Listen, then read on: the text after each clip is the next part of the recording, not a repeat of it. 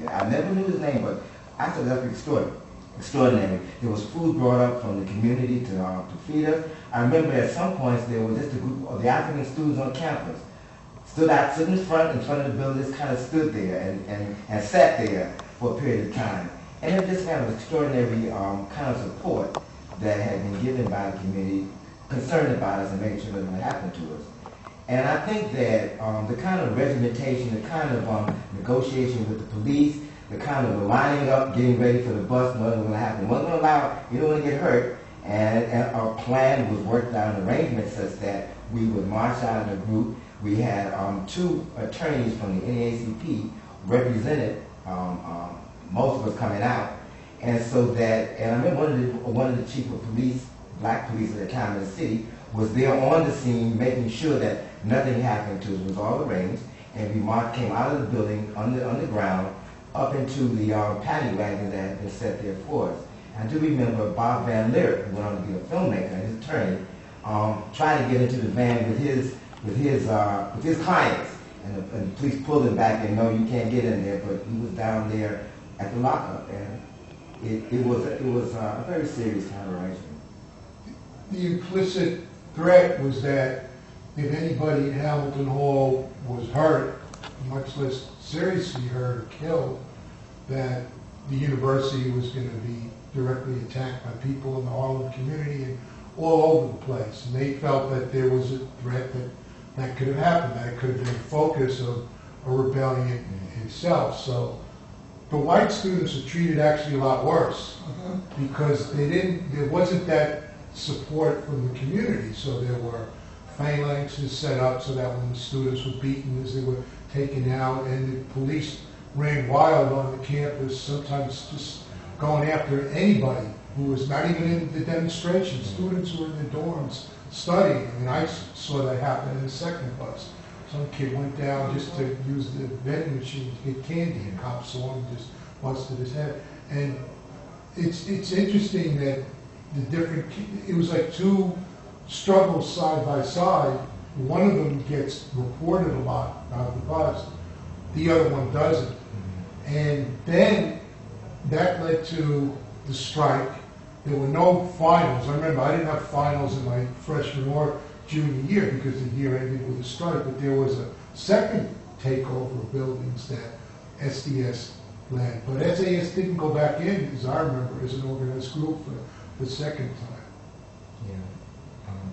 I don't know, I just get the feeling sometimes that many of the white students on campus didn't really believe that the police would go wild and beat them. And I just know this in growing up in Harlem, that there have been so many instances of just police having their way with the community.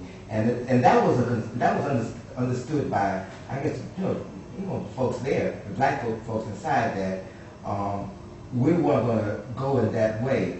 So that I remember Rap Brown came back because he was in the building with Sophie Carmichael, and again that made the news because folks were saying, "Wow, these were at that time little radical people." And I remember them national. It was totally national. I think it was 67 that Stokely did the Black Power. 66. 66. 1966. Erase. Yeah, following the route that James Meredith had taken as his shot. And so completed the trip, and he made the Black Power. And I think Meredith did come to Columbia's campus after that, law school. But everybody. Right, the great. They brought them in someone brought them in as a concert during the strike.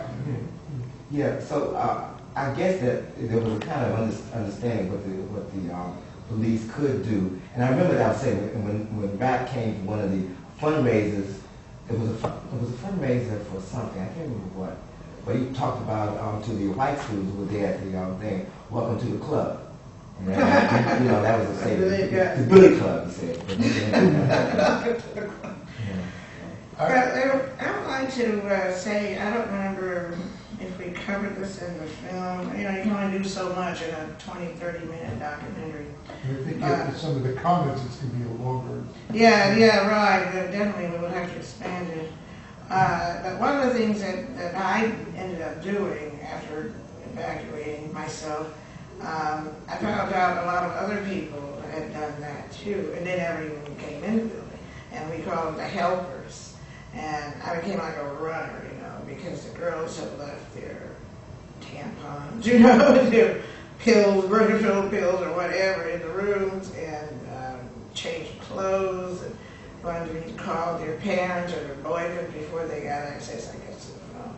But there was just a whole host of other people backing those students in that building like that, bringing their books for them to try to study, or we thought exams might still be held. And they're sort of like the unsung heroes in this too, what we call the helpers, and I think SDS had those too. But anyway, yeah, that was a great mystery of how the black students got unscathed and they didn't get beat. And I think there was a lot of resentment about that too.